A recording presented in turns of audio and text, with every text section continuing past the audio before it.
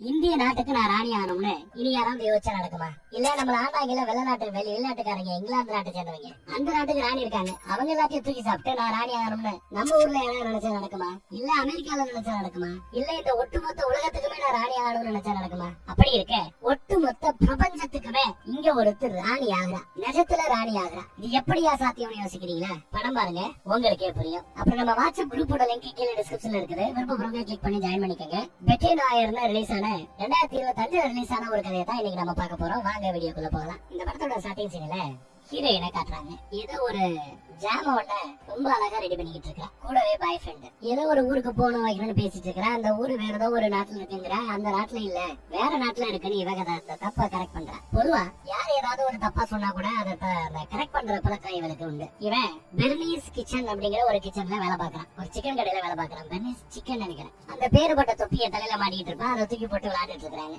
அவன் அந்த பொண்ணை கொஞ்சிக்கிட்டு இருக்கான். அடுத்து திங்கக்கிழமை வேலைக்கு வர அங்க பார்த்தா யாரோ ஒருத்தி பால் சாப்பிடறதுக்காக வச்சிருப்பா போல. அந்த பாலை வேற யாரோ எடுத்து சாப்பிட்டு இருக்காங்க. அதை சத்தம் போட்டுட்டு இருக்கிறேன். இங்க வைக்கிற பாலை எனக்கு சொந்தம், நான் தான் சாப்பிடுவேன், வேற யாரும் சாப்பிட கூடாதுன்னு சத்தம் போட்டுட்டு இருக்கேன். நம்ம ஹீரோயின் வேலை பார்க்கிற அந்த கம்பெனி குழந்தைகளுக்கான சாக்லேட் ஐட்டங்களை ரெடி பண்ணக்கூடிய கம்பெனி. என்னென்ன போட்டு சமைக்கணுங்கிறதுக்காக கிச்சன் இருக்கு.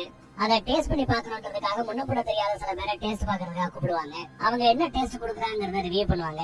அடுத்து எல்லாம் சக்சஸ் ஆச்சுன்னா பாஸ் வந்து செக் பண்ணி வைப்பாரு. அதுவும் சக்சஸ் ஆச்சுன்னா அடுத்து பிராண்டிங் மார்க்கெட்டிங் எல்லாம் பண்ணி பெரிய லெவல்ல பெரிய ஸ்கேல்ல அது உற்பத்தி ஆகி இந்தியா மாதிரி நாடுகளுக்கு ஏற்றுமதி செய்யப்படும். அப்படி ஒரு சாக்லேட் அங்க செய்ய வைக்கப்பட்டிருக்கிறது. கிச்சன் இவளோட கண்ட்ரோல் தான். இதுல நட்ஸ் எதுவும் போடல. என்ன நட்ஸ் தான் எனக்கு அலர்ஜின்னு கேக்குறேன். ஆமா போடலன்னு செஃப் எடுத்து சொன்னதும் சரின்னு சாப்பிட்டு பாக்குறேன்.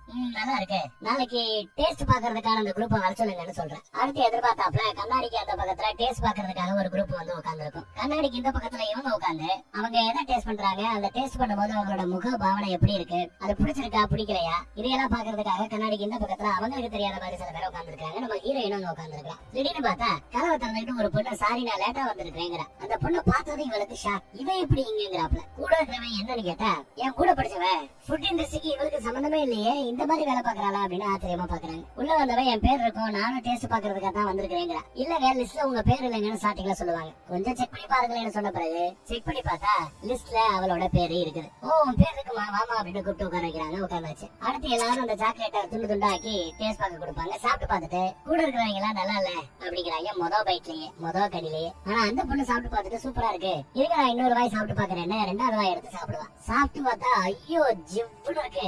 மொதல் வாய் சாப்பிட்டப்ப இருந்த டேஸ்ட் விட 10 மடங்கு டேஸ்ட் அதிகமா இருக்குன்னு சொல்லுவான். இதை கேட்டதும் சுத்தி இருந்த மத்தவங்க எங்க நாங்க டேஸ்ட் பண்ணி பாக்குறோம் மறுபடியும் டேஸ்ட் பண்ணி பாக்குறாங்க. ஆனா இந்த தடவை டேஸ்ட் பண்ணி பார்க்கும்போது ஆமாங்க நீங்க சொல்றது சரிதாங்க, இப்ப இந்த டேஸ்டுக்கு வாய் பழக்கப்பட்டுருச்சு, நாக்கு பழக்கப்பட்டுருச்சு, டேஸ்ட் சூப்பரா இருக்குன்னு எல்லாருமே வீட்டுக்கு எடுத்துட்டு போலாமான்னு கூட கேட்டு எடுத்துட்டு போயிருக்காங்க போல. பரவாயில்ல உங்க ஸ்கூல் மேட்டால இன்னைக்கு உனக்கு ஒரு பெரிய சக்சஸ் கிடைச்சிருச்சுல அப்படின்னு கூட இருக்கிறவங்க பாராட்டுறான். ஆனா இவளும் அவரை பார்த்து ஒரு மாதிரி இதை எதுக்கு இங்கிறாப்லயே பாக்குறா, குழப்பத்துல இருக்கிறா. அப்புறம் பாத்ரூம் பக்கம் போனா அங்க அந்த பொண்ணு வந்து பாக்குறா. 2 பேரும் பார்த்துட்டு ஆமல்ல 10 வருஷத்துக்கு முன்னாடி நாம ஒன்னா படிச்சோம்னு கேட்க ஆமா ஆமான்னு எல்லாரும் பேசிக்கிறாங்க. அவ வலிஞ்சு பேச வரா, ஆனா இவ வேண்டாம் வரப்பதான் பேசுறா. அப்புறம் ஃப்ளோல அந்த பொண்ணு என்ன சொல்றான்னா, இங்க ஏதோ ஒரு அசிஸ்டன்ட் வேலைக்கு ஆள் எடுக்கிறோன்னு வெப்சைட்ல பார்த்தேன், நான் அப்ளை பண்ணலான்னு இருக்கிறேன் அப்படிங்கிறா. இல்லையே அப்படி எதுவும் இங்க வேக்கண்ட் இல்லையே, வேக்கண்ட் தான் எனக்கு தெரிஞ்சிருக்குமே என்ன இந்த பொண்ணு சொல்லுவா ஹீரோயின். இல்லங்க வெப்சைட்ல இருக்கு இவ சொல்ல. சரி ஓகே ஆல் தி பெஸ்ட் நான் கிளம்புறேன் அப்படின்னு கிளம்புறேன். அப்படி போனவன் ஏதோ சொல்ல வருவா, ஆனா எதுவும் சொல்லாம ஓகே பாய் சீன்னு சொல்லிட்டு கிளம்பிடுறான். முதல் வேலையா போய் வெப்சைட்ல செக் பண்ணி பார்த்தா அசிஸ்டன்ட் வேலை ஆட்கள் தேவை அப்படிங்கிறப்பல ஒரு விளம்பரம் போட்டிருக்காங்க வெப்சைட்ல. உடனே பாஸ் கிடையாது மேனேஜர் கிட்ட போய் என்னங்க அசிஸ்டன்ட் வேலைக்கு ஆள் எடுக்கிறீங்களா, இப்பதானே நாம சில மாசங்களுக்கு முன்னாடி ஒருத்தைய வேலைக்கு எடுத்தோம் கேட்க. ஆமா வேலைக்கு எடுத்தோம், ஆனா உன் டீம் ரொம்ப சக்சஸ்ஃபுல்லா போய்கிட்டு இருக்குது, நீ ரொம்ப சக்சஸ்ஃபுல்லா எல்லாத்தையும் ரன் பண்ணிட்டு இருக்க, அதான் டீமோட சைஸை பெருசுபடுத்தலாமே ஒரு அசிஸ்டன்ட் உனக்காக ரெடி பண்றான் அப்படின்னு சொல்றாங்க. அடுத்து வீட்டுக்கு போனதும் அந்த பொண்ணோட சோசியல் மீடியா போஜை போய் எடுத்து போய் செக் பண்ணி பார்த்து, இங்க பாரு இவ ஒரு டிராவல் ஏஜென்ட்ல தான் வேலை பார்த்துட்டு இருந்திருக்கா, இப்ப சம்பந்தமே இல்லாம ஃபுட் இண்டஸ்ட்ரி பக்கம் ஏன் வர்றா அப்படின்னு குழப்பிக்கிட்டு இருக்கா. ஏன் இந்த பொண்ணை பத்தி அப்படியே ஓவரா சோசியல் மீடியால ஸ்டார்ட் பண்ணிட்டு இருக்க அப்படின்னு இவங்க கேட்க, இல்லப்பா ஒரு காலத்துல எங்க கூட ஸ்கூல்ல படிக்கும் போது இவளை எல்லாரும் ஓட்டுவோம், சைக்கோன்னு ஓட்டுவோம், இவ பயங்கரமான ஒரு கம்ப்யூட்டர் ஜீனியஸ், கம்ப்யூட்டர் எலக்ட்ரானிக் ஐட்டங்கள சாப்ட்வேர் இதெல்லாம் புரிஞ்சு விளையாடுறேன், ஆனா மத்தவங்களோட பேச பழக வராது, அதனாலயே எல்லாரும் ஓட்டிக்கிட்டு இருப்பாங்க தெரியுமா, நான் கூட ஓட்டி இருக்கேன்னு ஃப்ளோல பேசுவேன். நீ கூட ஓட்டி இருக்கியா நீ மட்டும் ஓட்டி இருக்கேன்னு கேட்க, சாச்சா என் கூட இன்னொரு ஃப்ரெண்ட் இருந்தா தெரியுமா, அவதான் ஓவரா ஓட்டுவா, இவளுக்கு ஏதோ ஒரு பட்ட பேரு கூட வச்சா, அது மட்டும் இல்லாம ஸ்கூல்லயே அங்க இருந்த ஒரு டீச்சர் கூட அவளுக்கு ஏதோ கனெக்ஷனா. இத பத்தி என் கூட இருந்த என்னோட ஃப்ரெண்டு ஸ்கூல் முழுக்க பரப்பி விட்டுட்டான். அது பெரிய பிரச்சனை ஆயிடுச்சு. அதுக்கு பிறகு எல்லாரும் அவளுக்கு பட்ட பேர் வச்சு அந்த டீச்சர் பேரை வச்சு எல்லாம் கூப்பிட ஆரம்பிச்சிட்டாங்கன்னு எடுத்து சொல்லுவா. ஒரு ஈஸி டார்கெட்டை நீங்க செலக்ட் பண்ணிட்டீங்க போலயே அப்படின்னு இவன் ஃப்ளோல சொல்ல,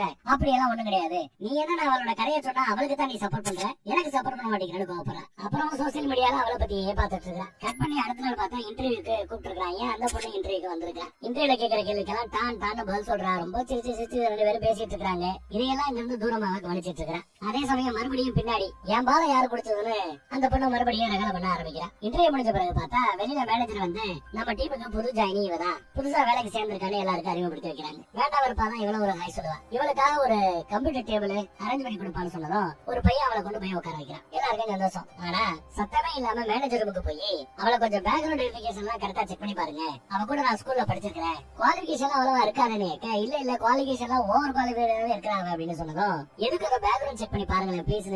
சரி ஓகே நான் பேக்ரவுண்ட் வெரிஃபிகேஷன் எல்லாம் செக் பண்ணி பார்த்துட்டு சொல்றேன். அப்புறம் வெளியில வந்து ஒண்ணுமே நடக்காத மாதிரி ஹாய் சொல்றா. அவளுக்கு வீட்டுக்கு போனா பாய் ஃப்ரெண்ட் கேம் விளையாண்டுட்டு இருப்பான். வந்ததும் அவன் இந்த மாதிரி தன்னோட டீம்லயே அவங்க தான் டீம்லயே அவளை வேலை சேர்த்திருக்காங்க, தனக்கு அசிஸ்டன்ட் சேர்த்திருக்காங்க. அதை நினைச்சு இவன் மாதிரி ஒரு டென்ஷனா இருக்கிறா, கத்திக்கிட்டு இருக்கா. எதுக்கும் பேக்ரவுண்ட் வெரிஃபிகேஷன் பண்ண சொல்லி இருக்கிறேன், மாட்டுவா பாரு அப்படின்னு கோவப்படுறேன். அடுத்த நாள் பார்த்தா மேனேஜர் வேலைக்கு வராரு. 2 பேரும் லிப்ட்ல ஏறுவாங்க. அப்போ நீ சொன்னாப்ல பேக்ரவுண்ட் வெரிஃபிகேஷன் எல்லாம் செக் பண்ணி பார்த்தேன், வெரிஃபிகேஷன் பண்ண வரைக்கும் எல்லாம் கரெக்டா தான் இருக்குது, ஒன்னும் பிரச்சனை இல்ல.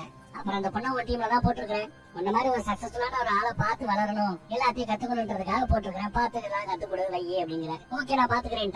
அடுத்து இந்த மாதிரி வேலை பார்த்துட்டு இருக்கும்போது வாசிங்க வர போறான். இவங்க ஒரு 7-8 ப்ராடக்ட் ரெடி பண்ணி இருக்காங்க. அந்த ப்ராடக்ட் எல்லாத்தையுமே டேஸ்ட் பண்ணி பார்த்துட்டு எது நல்லா இருக்குன்னு சொல்லிட்டு போவார் போல தெரியுது. அதுக்கு வராரு. அவருக்காக ஸ்பெஷலா இந்த ஐட்டங்களை நல்லா செஞ்சு வைக்கணும்னு சொல்லிட்டு என்னென்ன ஐட்டங்களை செய்யணும், எப்படி இந்த சாக்லேட்டை ஃபார்ம் பண்ணணும்னு ஒரு லிஸ்ட் ஆஃப் இன்கிரிடியன்ட் கொடுக்குறாங்க. ஒவ்வொரு தடவை சொல்லும் போது அவன் பொறுமையா எழுத ஆரம்பிக்கிறான். இவளுக்கு பொறுமை இல்லை. அடுத்தடுத்த வரிசையா சொல்லிட்டு இருக்கும் போது பன்னிக்கறியால செய்யப்பட்ட ஏதோ ஒரு இன்கிரிடியன்ட் இருக்கும் போல, அதை போடலாமா இல்ல அது வேண்டாம், அதுக்கு பதிலா அவர் எது சாப்பிடுவாரு சாப்பிட மாட்டோம் நமக்கு தெரியாது, வெஜிடேரியன் ஐட்டமாவே போட்டுருலாங்க அப்படி பேசியிருப்பா. அந்த வெஜிடேரியன் ஐட்டத்துக்கு பேரு கேராகினம் அப்படின்னு வருது. ஆனா கீழே அதுல சாப்புக்கள் அண்டர்லைன் போட்டு வருது. ஒரு ஆறு இல்ல 2 ஆறு போடணும் போல தெரியுது அவளுக்கு. சரி ஓகே 2 ஆறு போடதான் கரெக்டான ஸ்பெல்லிங் போடணும். இவளும் 2 ஆறு போட்டு மாத்தி இருப்பா. இந்த இமெயில சென்ட் பண்ற அந்த சமயத்துலதான் பின்னாடி பார்த்தா பார்னிஸ் சிக்கன் அப்படின்னு ஒரு கடையை பத்தி பேசிட்டு இருக்காங்க. நல்லா இருக்கும், அங்க சிக்கன் வாங்கலாம் வைக்கலாம். தொடர்ந்து பார்னியே பேசிக்கிட்டு இருக்க.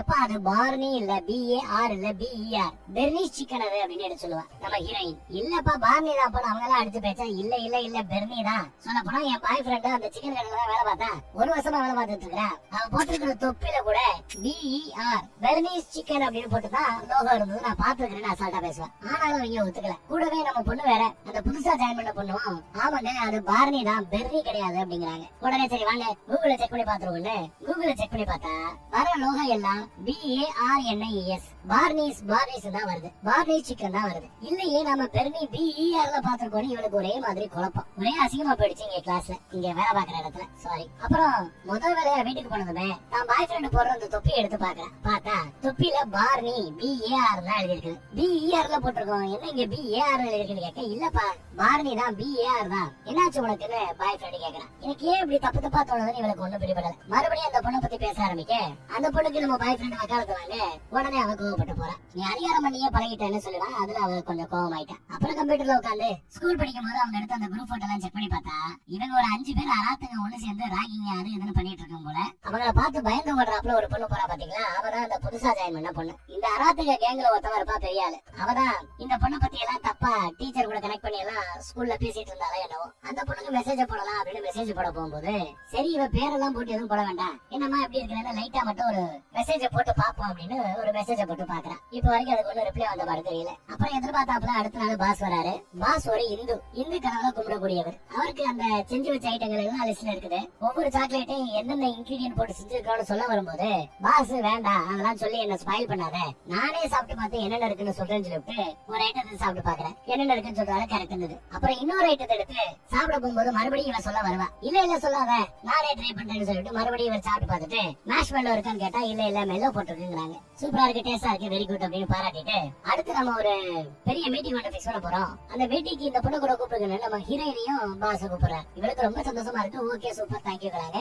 ஆனா இப்படி இவங்க பேசிட்டு இருக்கும்போது அதுல என்னென்ன போட்டிருக்குங்கிற ஐட்டத்தை பத்தி பேசுவாங்க. அப்போ வெஜிடபிளால செய்யப்பட்ட ஒரு இன்கிரியன்ட போட்டதா சொன்னா இல்லையா, அதை சொல்லுவா. அப்ப செஃபோட முகம் மாறி இருக்கும். இத பாஸ் கவனிச்சிருக்க மாட்டாரு, மேனேஜர் கவனிச்சிருப்பாரு. பாஸ் போன பிறகு செஃப் கிட்ட ஏன் மூஞ்சி அப்படி வச்சிருக்கா என்ன மேட்டர் விசாரிக்க, இல்ல வெஜிடபிள் அந்த இன்கிரியன்ட் தான் போடணும்னு இவங்க என்கிட்ட லிஸ்ட் கொடுக்கல, நானு பன்னிக்கறி இல்லாத ஐட்டம்னு லிஸ்ட் வந்ததுனால பன்னிக்கறிக்கு பதிலா மாட்டுக்கறியால செய்யப்பட்ட இன்கிரியன்ட போட்டுட்டேங்கிறாங்க. ஐயோ, அவரு இந்து கடவுளை கும்பிடுறவரு, மாட தெய்வமா மதிக்கிறவங்க, மாட்டுக்கறி சாப்பிட்டது அவருக்கு தெரிஞ்சு அவ்வளவுதான் பிரச்சனை பெருசா எடுங்கிறாரு. இல்ல இதுக்கெல்லாம் காரணம் அந்த புதுசா சேர்ந்த பொண்ணுதான். ஏன்னா நான் கொடுத்த லிஸ்ட்ல ரொம்ப தெளிவா போட்டிருந்தேன், வெஜ் ஐட்டம் தான் போடணும்னு போட்டிருந்தேன் அப்படின்னு எடுத்து சொல்லுவேன். அந்த புது பொண்ணு தான் தப்பு பண்ணிருக்கணும்னு சொல்ல அடுத்து அந்த புது பொண்ணை கூப்பிட்டு மேனேஜர் விசாரிக்கிறார். இவன் அடிச்சு சொல்றா புது பொண்ணு தான் தப்பு பண்ணிருக்காங்க. இல்லங்க, இந்த பொண்ணு அந்த வெஜ் ஐட்டத்தை பத்தி போடணும்னு என்கிட்ட சொல்லவே இல்லைன்னு அந்த புது பொண்ணு அடிச்சு பேச, இல்ல பொய் நீங்க பேச ஆரம்பிக்கும் போது ஏன் கத்தி பேசுறீங்க கத்தி பேசாதீங்கன்னு அவன். நானா கத்தி பேசுறேன் அப்படின்னு கேட்க, ஆமா கத்தி பேசுறேன், என்கிட்டயும் கத்துறேன் கத்தாதுங்கிறாரு மேனேஜர். சரி நான் அமைதியா இருக்கேன் கத்தல. நான் சொல்லும் போது அந்த பால் மேட்டர்லாம் மாற்ற பின்னாடி வாதமா ஓடிக்கிட்டு இருந்ததுனால இவன் சரியா கேட்டிருக்க மாட்டா, கவனிச்சிருக்க மாட்டா. அதனாலே நான் இமெயில டைப் பண்ணி அனுப்பிச்சிருந்தேன். வேணும்னா வாங்க இமெயில காட்டுன்னு சொன்னதும் மேனேஜர் வா பாக்கலான்ட்டு எல்லாரும் போய் இமெயில செக் பண்ணி பாக்குறாங்க. இமெயில செக் பண்ணி பார்த்தா நான் போர்க்கு ஜெலட்டின் எழுதி இருக்குது. பண்ணி அல்லாத ஜெலட்டினா பயன்படுத்தலாம்னு போட்டிருக்கு. அதனால கிச்சன்ல இருக்கிறவங்க என்ன பண்ணிட்டாங்க, மாட்டுக்கறி ஜெலட்டினா போட்டாங்க போல. சீவீடுல கடல்ல கிடைக்கக்கூடிய ஒரு வெஜ் ஐட்டத்துல செய்யப்பட்ட ஜெலட்டினை தான் பயன்படுத்தி இருக்கணுங்கிறது இவளோட எண்ணம். அந்த ஐட்டத்தோட பேரை கூட இவ எழுதியிருப்பா. அப்ப கூட ஸ்பெல்லிங் தப்பா காட்டும், டபுள் ஆர் எல்லாம் போட்டு கரெக்ட் பண்ணதெல்லாம் எனக்கு ஞாபகம் இருக்கு. ஆனா அது எதுவுமே தெரியல. மேனேஜர் பார்த்துட்டு ஷாக் ஆகுறாரு. புதுசா ஜாயின் பண்ண பொண்ணு நான் வேணா போறேன் வேலை பாக்குறேன்னு சொல்லிட்டு அவன் சீட்டுக்கு போயிட்டான். அப்புறம் பின்னாடியே ஓடி வந்து மேனேஜர் ரூமுக்குள்ள வந்து கம்ப்யூட்டர்ல புகுந்து ஏதோ பண்ணி மாத்தி இருக்கா செஞ்சிருக்கா, அவனுக்கு அதெல்லாம் தெரியும். நான் இமெயில் எழுதும் போது ஸ்பெல்லிங் கரெக்ஷன் எல்லாம் கேட்டுச்சு, நான் கரெக்ட் பண்ண ஞாபகம் இருக்கு, டபுள் ஆர் எல்லாம் போட்டேன்னு அடிச்சு பேசுறேன். ஆனா மேனேஜர் நம்பல. நல்லா தெரியுது உனக்கு அவளுக்கு ஏதோ ஒரு பர்சனலா பிரச்சனை இருக்குன்னு. அந்த பிரச்சனை என்கிட்ட எல்லாம் கொண்டு வராத, இந்த பிரச்சனை இதோட முடி. அந்த பொண்ணுகிட்ட சாரி சொல்லி வேற சொல்லிருப்பாரு, சாரின்னு சொல்லிட்டு வந்திருப்பா. வந்துதான் இங்க மேனேஜர் இவ்வளவு போராட்டம் வேற. ஆனாலும் மேனேஜர் அந்த பொண்ணை பார்த்தா ஹார்ட் ஒர்க்கிங் பண்ண மாதிரி இருக்கு, ப்ரூஃப் இல்லாம அந்த பொண்ணை பத்தி தப்பா பேசுறத திட்டி விட்டாரு. அப்புறம் வீட்டுக்கு வந்த பிறகு பாய் ஃப்ரெண்ட் கிட்ட அதை பத்தி தான் பேச்சு. மேபி நீ டைப் பண்ணி வச்சிருக்கலாம், அதே டிராஃப்ட்ல போய் உட்காந்துருக்கலாம், அப்புறம் வந்து மாத்திருக்கலாம் இவன் பேசுவா. கம்ப்யூட்டர்ல வேலை வச்சு அவதான் ஏதாவது பண்ணிருக்கணும் பேச.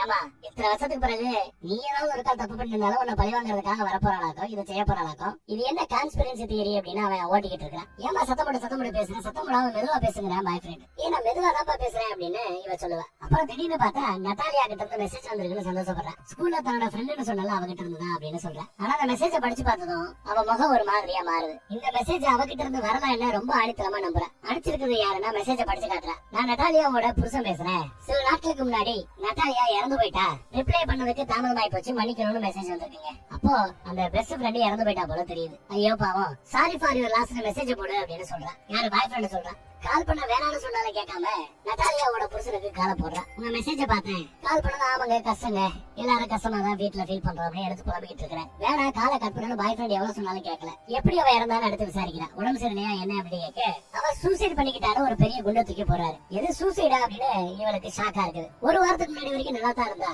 திடீர்னு ஏன் இந்த முடிவெடுத்தாலும் யாருக்கும் புரியலன்னு ஒரு மாதிரி பிரேக் டவுன்ல இருந்ததா சொல்லுவாங்க. என்ன பிரேக் டவுன், என்ன ஆச்சு கொஞ்சம் விவரமா சொல்லுங்கன்னு கேட்க, திடீர்னு எல்லாரும் தனக்கு எதிராக போய் சொல்றதா புலம்பிக்கிட்டு இருந்தா, கொஞ்சம் பேரனாய்டா ஃபீல் பண்ண ஆரம்பிச்சா, பிஹேவ் பண்ண ஆரம்பிச்சா, ஸ்டூபிட் திங்ஸ் எல்லாம் செஞ்சிட்டு இருந்தா. நடக்கிறது வேறையா இருக்கும், அவ சொல்றது கிளைம் பண்றது வேறையா இருக்கும். இப்படி எல்லாம் எடுத்து சொல்றாரு அந்த புருஷக்காரன். அப்புறம் சரி ஸ்கூல்ல படிச்ச வேற யாராவது வெரி ரீசெண்டா நட்டாலியாவை பாக்குறதுக்கு வந்தாங்களான்னு விசாரிக்கிறா. ஏமா அதுக்கும் என் பொண்டாட்டியோட சாவுக்கு என்னமா சம்பந்தம்னு புருஷக்காரன் கேக்குறேன். அந்த புதுசா ஜாயின் பண்ண பொண்ணோட பேரு வெரிட்டி கிரீனி. அவ பேரை சொல்லி அவளை பாத்தாங்களான்னு கேட்க, அதெல்லாம் எனக்கு தெரியாதுங்கிறாரு புருஷன். ஹலோ நான் கிளம்பணுமா, போன வைமான ஒரு போனை கட் பண்ணிட்டாரு. விடாம இவன் துரத்திக்கிட்டே இருக்க, தயவு செய்து இந்த நம்பருக்கு மறுபடியும் கால் பண்ணாத, அத்தோட விட்டுறேன்னு போனை கட் பண்ணி விட்டாரு. பாய் ஃப்ரெண்ட் இப்படி பிஹேவ் பண்றாள் என்ன, இவன் மேல கொஞ்சம் கோவமா தான் இருக்கிறான். அப்படியே நாட்களோட இன்னைக்கு வெள்ளிக்கிழமை ஆயிப்போச்சு. ஆபீஸுக்கு வரா. ஆபீஸுக்கு வந்து பார்த்தா ஆபீஸ் எம்டியா கிடக்குது. இவன் ஒருத்தி மட்டும் தான் ஆபீஸுக்கு வந்திருக்கா. அப்புறம் பார்த்தா அந்த புது பொண்ணு வர. எனக்கு நீங்க மீட்டிங் போலையான்னு புது பொண்ணு கேக்குறா. மீட்டிங்கா 9 மணிக்கு தான் ஆபீஸ், நான் தான் 8:30 வந்துட்டு இந்த பொண்ணு சொல்லுவா. இல்ல சாரி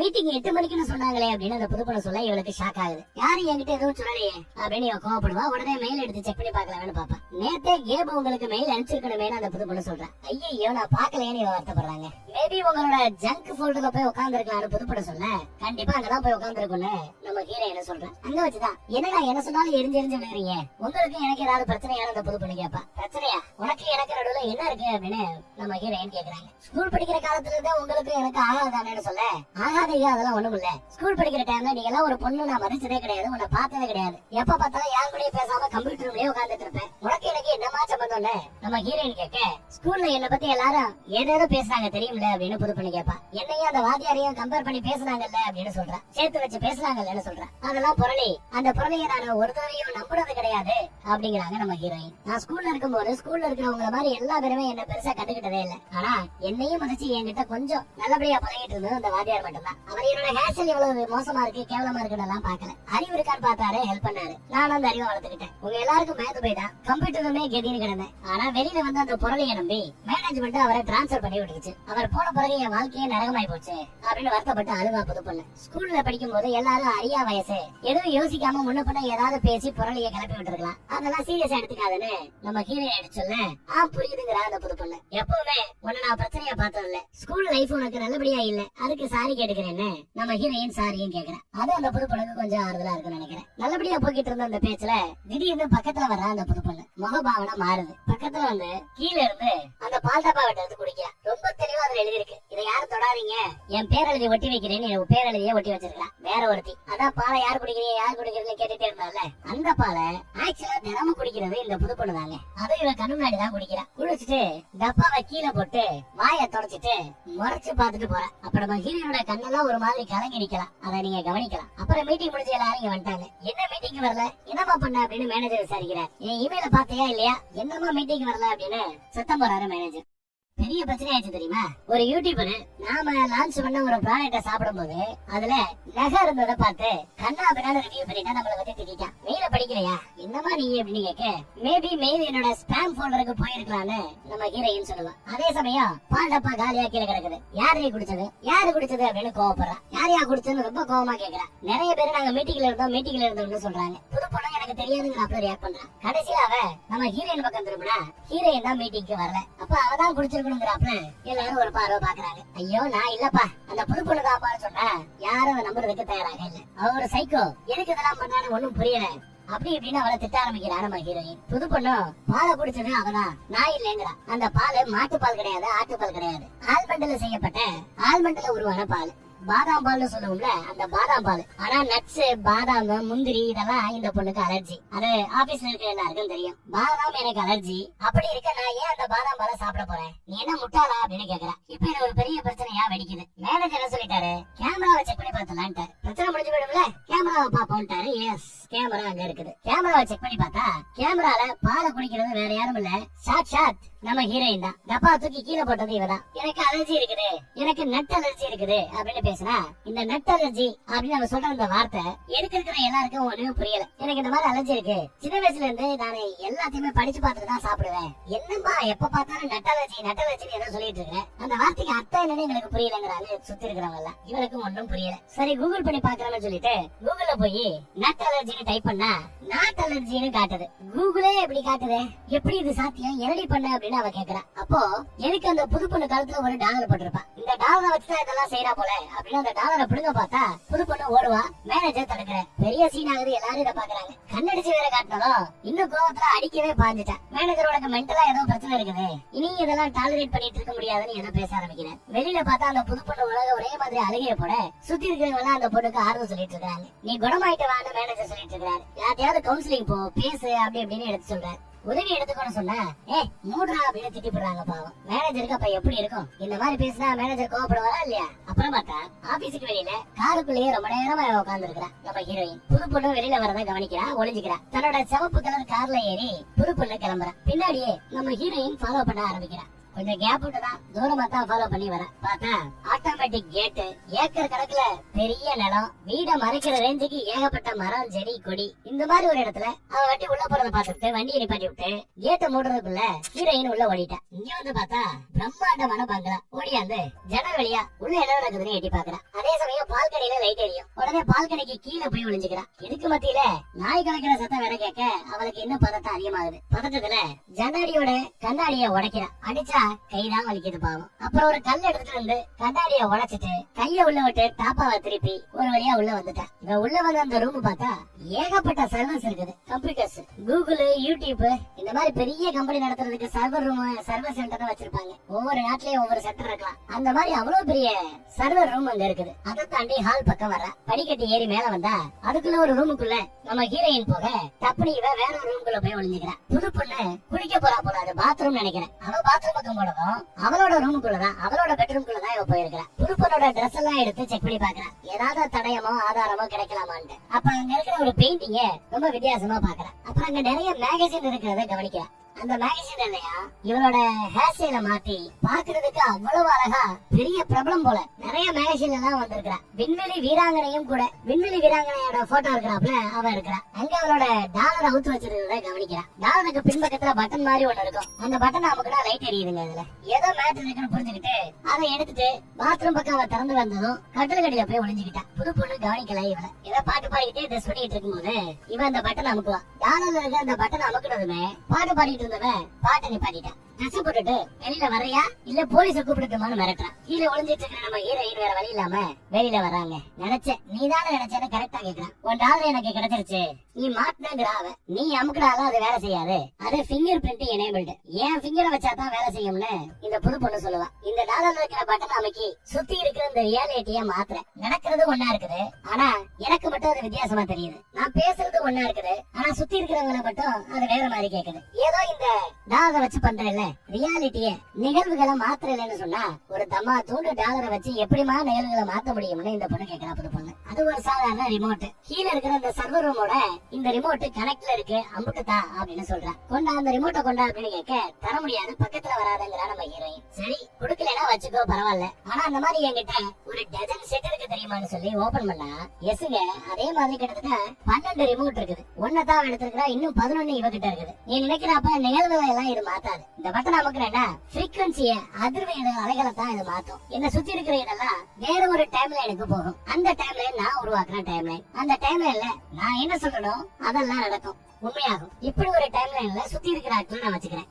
உனக்கு மட்டும் என்ன முடியாத அளவு இருக்கக்கூடிய இந்த டைம்லைன்ல என்ன நடக்குதுன்னு புரியக்கூடிய டைம்லைன்ல ஒன்ன வச்சிருக்கிறேன். உனக்கு மட்டும்தான் புரியும், மித்த எல்லாருக்குமே நான் சொல்றதா உண்மையை நினைக்கக்கூடிய டைம்லைன்ல எல்லாரும் இருக்கிறாங்க. நீங்க நான் சொல்றதான் நம்பவும் செய்வாங்க. எப்படி இது சாத்தியம்னு கேட்டா அந்த மாதிரி நான் ஒரு சிஸ்டத்தையே உருவாக்கி வச்சிருக்கிறேன். கீழே சர்வர் மாதிரி ஒண்ணு பாத்தியே நான் தான் அதை உருவாக்குறது அப்படின்னு சொல்றேன். எப்படி இது சாத்தியம், எப்படி மாத்திரன்னு மறுபடியும் கேட்க டெமோ காட்டணுமா? இப்ப நீ மஞ்சள் கலர் டிஷர்ட் போட்டிருக்கல அதை சிவப்பா மாத்தி காட்டுறேன் பாருன்னு சொல்லி இவன் அந்த பட்டனை வைக்க மனசுக்குள்ள சிவப்பு கலர் டிஷர்ட்னு சொல்லுவா. அடுத்த நொடி இவன் சிவப்பு கலர் டிஷர்ட்ல இருப்பான். இதைத்தான் இவன் கண்டுபிடிச்சு வச்சிருக்கா போல தெரியுது. அது மட்டும் இல்ல இப்ப பாருன்னு சொல்லிட்டு ரிமோட் அமைக்கி சைனீஸ் மொழியில பேச பாப்போம் அப்படின்னு சொன்னதும் சைனீஸ் மொழி தெரியுது நம்ம ஹீரோயினுக்கு. ஆனா சைனீஸ்ல ஏபிசிடி கூட படிச்சது இல்ல. அடுத்த நொடி பட்டன் அமைக்கி இப்ப நம்ம பேசிட்டு இருக்கிற இந்த மேட்டர்லாம் என் மங்களால பேசிட்டு இருக்கிறோம், ஆனா இது நம்ம ஆபீஸ்ல பேசுறாப்ல மாத்தட்டுமான்னு அத மனசுல நினைச்சிட்டு பட்டன் நமக்கு பாருங்க. அடுத்த நொடி ஆபீஸ்ல இந்த மேட்டர் எல்லாம் நடக்கிறாப்ல தெரியுது அவளுக்கு மட்டும். டென்ஷன்ல காட்டு தரமா கத்துறா. மறுபடியும் அந்த பங்களால இருந்து பேசுறாப்ல காட்டுறாங்க. எனக்கு ஒண்ணும் புரியல ஒண்ணும் புரியல சொல்லி அழுவன். உனக்கு புரியலன்னா பரவாயில்ல, ஆனா நீ கஷ்டப்படணும். நான் அதெல்லாம் பண்ணதே உங்களை கஷ்டப்படுத்ததா அப்படிங்கிறா.